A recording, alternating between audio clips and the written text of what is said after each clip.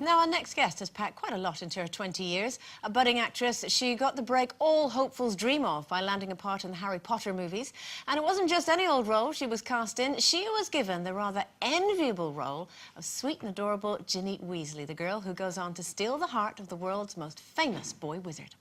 Please welcome Bonnie Wright.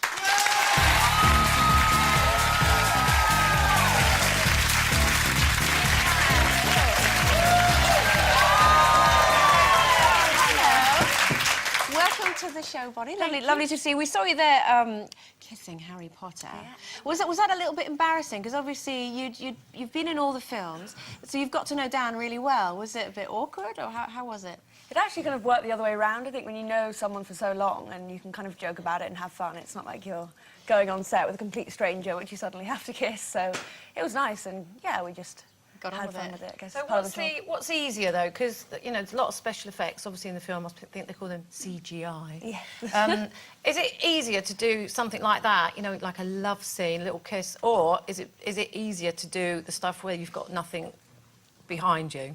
I think you can lose yourself a bit more when it's a bit more kind of realistic, when there's an actual set around you and you're just working off someone else. It's much easier, where sometimes when we do massive special effects things, there's all these dots that you have to be following. It sometimes gets a bit confusing and you're sort of like, where am I? This is bizarre, where I am, but yeah.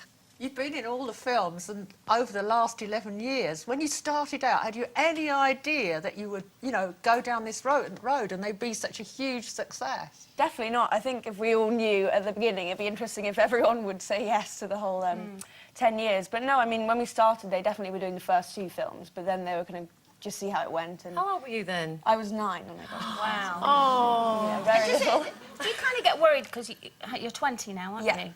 Do you worry now about moving on from the Harry Potter, being able to move that character aside and be accepted as because you're only 20, so it's almost like you've got to start again now? Yeah, definitely. I think, although for me, which has been quite lucky, is though my character did very much develop, I feel like I won't necessarily be maybe as typecast as for Dan, Rupert and Emma. So, no, I think, you know, I guess it's just how willing you are to really challenge yourself to, you know, play different roles. And I'm starting a new film that I'm off in 3 weeks to begin, which is very different to Harry Potter. So that's in Indonesia, isn't it? Yeah, I'm off in Indonesia, yes.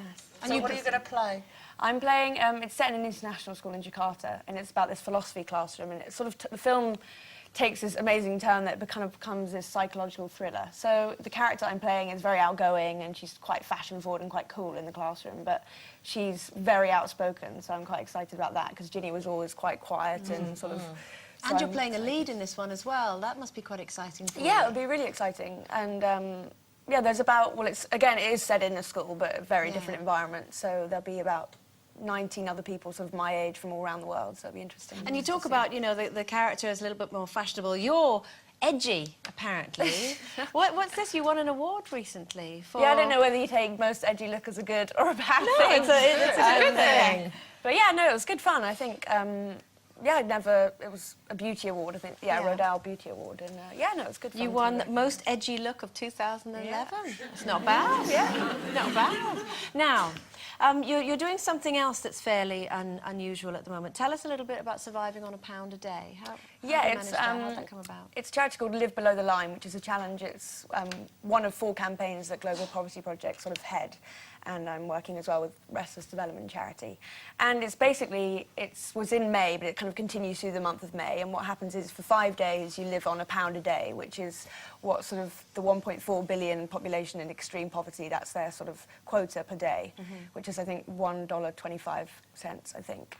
And so, yeah, so it was a week between the beginning of May, and sort of a lot of people got involved, and we tried to get, you know, as many of the public to become, you know, involved. And, you know, it's really hard for anyone to really put themselves in a situation and feel like what it is like. Just for feeding yourself, though? It's not everything. It's not rent and everything. That's it's just, you know, so what was your diet on £1 a day? Yeah, it was interesting, actually. It was kind of, when you think about how expensive the things we do eat, like we eat, as a society, we eat so much, you know, meat and protein and vegetables that people just don't generally kind of have the access to. So it was very much quite like a grainy rice, lentils, bit of vegetables, very simple. But it did just make you realise how quickly we can make decisions in the day, like, oh, I'll just go grab a sandwich. Sure. Whereas this was really like the amount of forward thinking I had to do and confusion Were you at not the supermarket. tempted to go down the junk food route? Because there's obviously a lot of high street, I suppose you could call it fast food joints, where you could get what's called a meal for... Well, not 3 meals a day, though. No, You're maybe talking not about 3 all your meals, food, but aren't you? rather than just, you know, you could have one day where you could have that. But you seem to have stuck to the healthy route.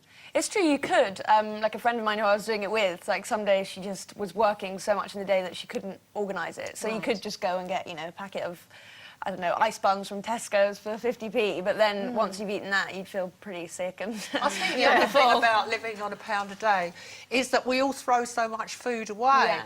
And when you've only got £1, yeah, you eat suddenly, everything. Yeah, don't yeah, you? and count the pennies and it is. I mean, obviously, it did make me like rethink in the sense that how we eat and how our culture's, you know, we're so lucky. But at the same time, it can't really put you in the real situation of what it's like. So, but you know, I think for me, I learned so much, and that was the reason why I sort of wanted to spread it. I think people's knowledge is not as broad as probably everyone wants. Well, Bonnie, fair play to you for taking part in it, and good luck with is it the last Harry Potter film that we've got? How many have we got left to do now? Yeah, last one to do, isn't it? Because I've seen the last one that was at the cinema. It's really rather good. That's Bonnie Wright, everyone. Thanks for coming.